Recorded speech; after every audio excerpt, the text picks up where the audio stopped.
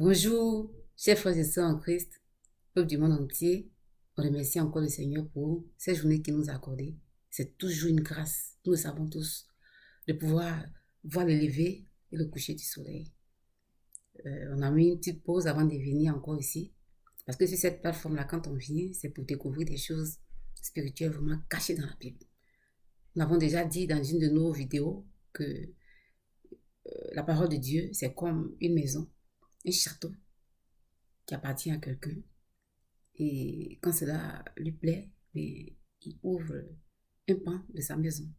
Il n'ouvre pas tout, mais juste une petite partie, une infime partie, à une génération, à un groupe de personnes, à une personne, peut-être son salon. Là, tu as tout pour vivre. Il attend encore une autre génération, un autre groupe de personnes, une personne, ou peut-être sa salle à manger. Tu as aussi tout pour vivre, mais tu découvres encore d'autres choses. C'est cela la parole de Dieu. Donc, quand on n'a pas ces choses à découvrir, mais on peut faire mettre une pause. C'est ce qu'on a fait. Nous sommes dans la période de Pâques. On le sait, le Covid a quelque peu changé nos habitudes, mais n'a pas réussi à ébranler notre foi. Là, pas du tout. Bien au contraire. Je demeure convaincu que dans nos maisons, on prie davantage. C'est une occasion de remise en cause devant le Seigneur. Lui-même l'a dit dans le psaume 46, de tout arrêter. Je crois que c'est le verset 11. De savoir qu'il est, reconnaître qu'il est Dieu et notre Seigneur, tout lui appartient. Aujourd'hui, on le voit. Donc, c'est une occasion pour des gens qui n'ont pas encore fait la paix avec Christ de le faire, de raffermir leur foi. Ceux qui ne le connaissent pas, de le connaître. Voilà. Et justement, nous sommes dans la période de Pâques et j'ai en effet une étude biblique sur Exode 12. Où le Seigneur demandait aux enfants d'Israël justement d'immoler un agneau vraiment sans défaut, voilà, sans défaut, et de le manger tout entier, la tête, les entrailles, voilà, avec des herbes amères. Donc, j'ai demandé comme ça à quelqu'un, avant les études là, mais pourquoi est-ce qu'on peut croire ou penser que Dieu puisse demander aux enfants d'Israël de manger un agneau avec tout. C'est-à-dire que les entrailles, c'est-à-dire que quand on parle d'entrailles, on parle de toute la saleté, tout. Et les herbes amères, très amères. Et quelqu'un m'a répondu comme ça, qu'il n'y a pas d'explication. C'est comme ça. Il a demandé de faire, c'est comme ça. J'ai remis la tête, j'ai dit non, c'est pas comme ça. Dieu ne fait rien comme ça. Voilà. Il ne nous a pas mis sur la terre comme ça. Il ne nous a pas mis là où nous sommes, dans les positions que nous occupons dans le monde, partout dans le monde, comme ça. Tout ce que Dieu fait a un sens, a un but, a une cause. Sinon, il a laissé la Bible, il sait pourquoi. Et dans la Bible, de la Genèse jusqu'à l'Apocalypse, toutes les actions qui ont été décrites dans la Bible ont un sens très profond, très spirituel. Souvent, on voit Dieu, il donne même dans les petits détails. Mais ce n'est pas par hasard qu'il le fait. Ça a un sens. Voilà. Et ce qu'on vient voir aujourd'hui, moi, je considère cela comme une découverte. Je considère ça comme une découverte parce que c'est vrai, on a souvent parlé de la fête de Pâques, on a fait le parallèle entre l'agneau qui était immolé et Jésus-Christ sans péché. On a vu la similitude, on a fait le parallèle partout dans le monde, je sais que ça se fait. Mais je n'ai pas encore vu quelqu'un euh, aller dans ce sens-là. Ce que moi, j'ai découvert. Je n'ai pas la prétention de dire que personne ne le sait. Le monde est grand, le monde est vaste. Dieu, comme on l'a dit, s'est révélé à qui il veut, il enseigne les gens. Quelque part dans le monde, peut-être que quelqu'un a vu ça, ce truc-là. Et moi, c'est vraiment, ça a été une découverte pour moi. Je vais le partager, je vais partager ce que j'ai découvert là avec vous. Tout de suite là, on va aller, on va voir les autres 12, on va voir le psaume 22 et on va voir Isaïe 53.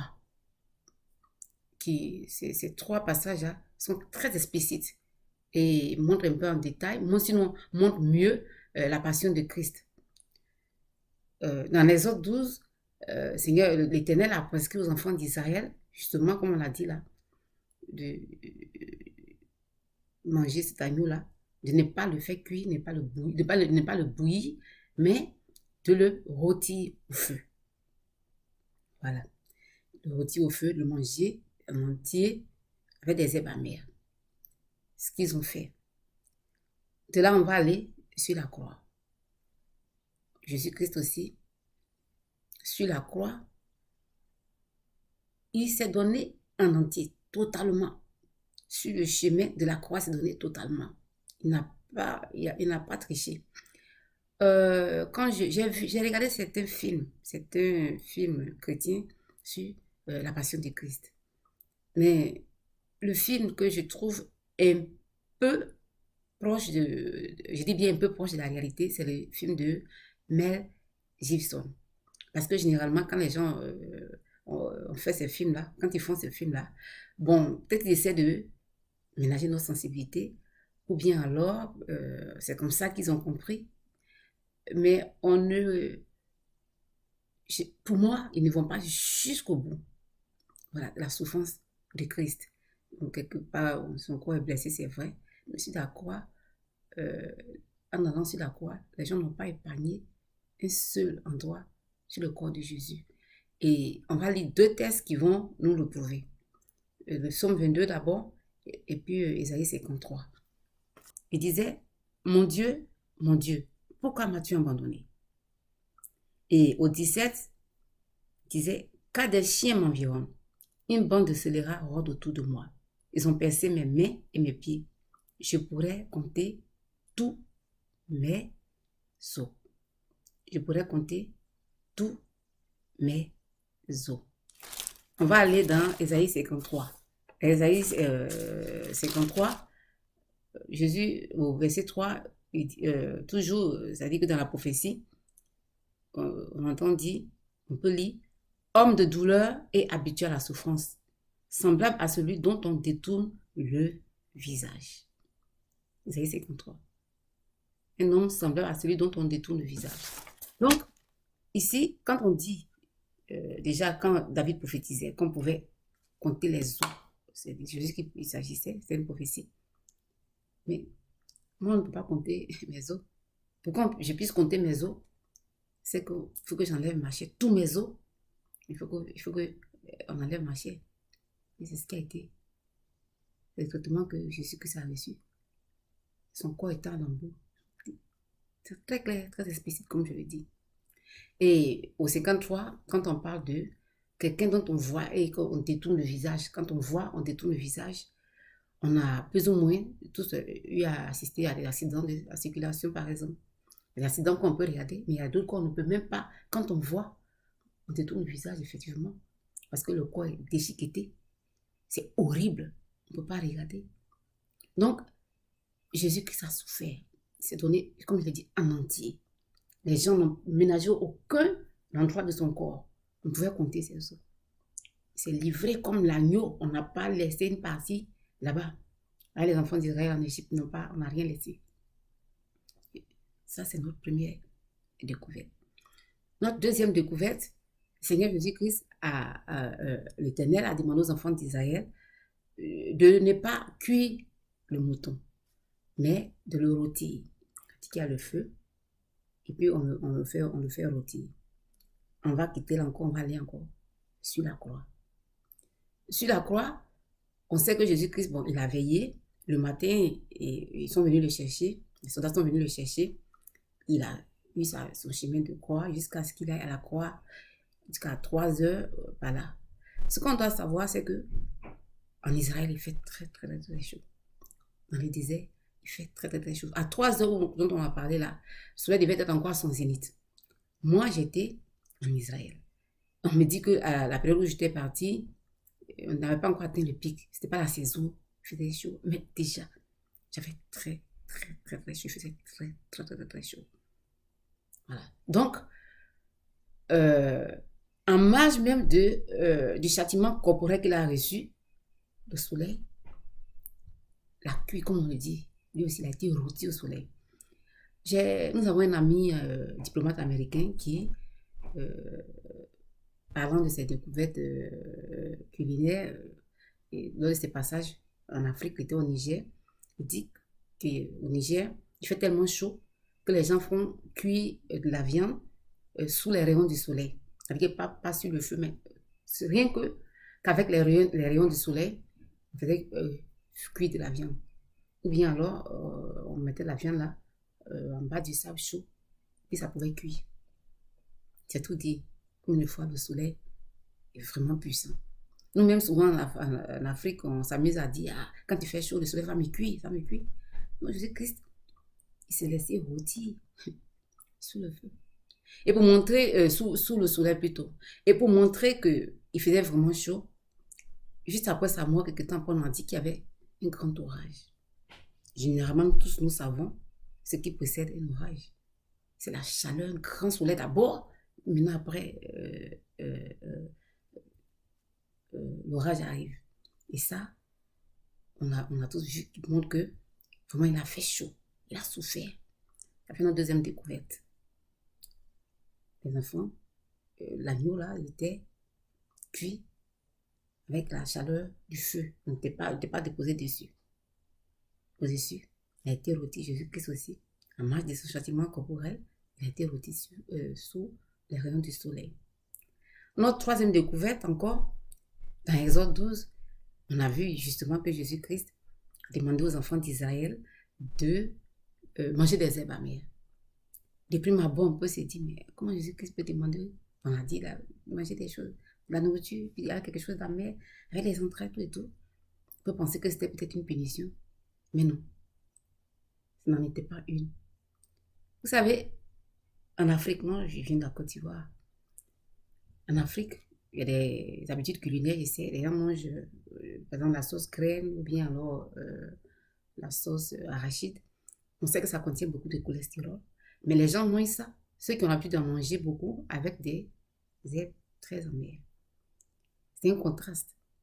Une sauce, la douceur de la sauce, avec des herbes amères. Mais quand tu le manges, ça pourquoi? C'est pour se soigner.